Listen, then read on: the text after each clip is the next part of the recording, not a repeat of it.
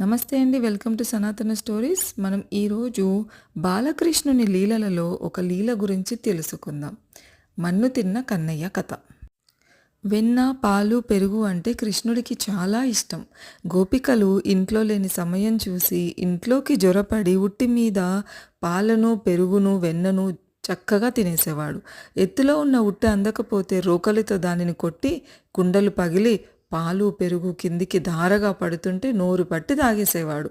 గోపికలు వస్తే అందకుండా పరిగెత్తి పారిపోయేవాడు. కోపంతో వారు యశోద మీద మూకమ్మడిగా దండెత్తి కృష్ణుడి అల్లరిని కథలు కథలుగా చెప్పేవారు. బాలకృష్ణుడి మీద చాడీలు వినలేకపోయేది యశోదమ్మ. చెవులు మూసుకునేది. ఇక ముందు ఇలా జరగదులే అని నచ్చచెప్పి కృష్ణుడు కనిపిస్తే కొడదామని అనుకునేది. తల్లి ఎంత గట్టిగా పిలిచినా పలికేవాడు కాదు. ఎక్కడ దాక్కున్నాడో ఏమో ఎవరికీ తెలిసేది కాదు. ఆమె కోపం తగ్గేంత వరకు వచ్చేవాడు కూడా కాదు. అమ్మ కోపం తగ్గిందని అనుకున్నాక ఆకలి అంటూ వచ్చి యశోదను పెనవేసుకునేవాడు. గోపికలు తన మీద తల్లికి చెప్పే చాడీలన్నీ అబద్ధాలని నిరూపించాలనుకున్నాడు కృష్ణుడు.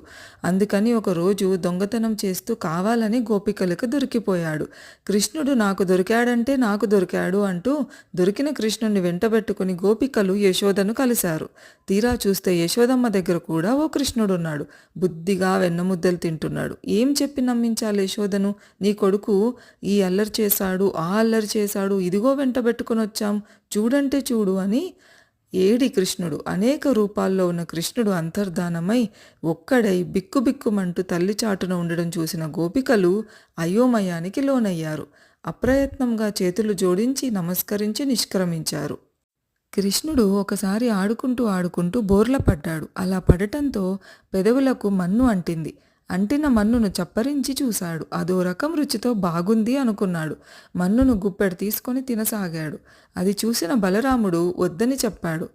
అయినా కృష్ణుడు వినలేదు. గోపబాలకులు కూడా కల్పించుకొని వద్దని చెప్పారు. అయినా వినకుండా మరో గుప్పెడు అందుకున్నాడు కృష్ణుడు. తల్లిని సమీపించాడు రాముడు. గోపబాలకులు కూడా అతన్ని అనుసరించారు.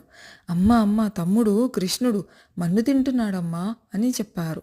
అవునమ్మా, గుప్పెళ్ల కొద్దీ తీసుకొని తింటున్నాడు, వద్దని చెప్పినా వినిపించుకోవడం లేదు అన్నారు గోపబాలకులు. కోపంతో ఎక్కడా కృష్ణుడు అని అడిగింది యశోదమ్మ. అక్కడ అంటూ చూపించారు. అక్కడికి పరుగు తీసింది యశోద.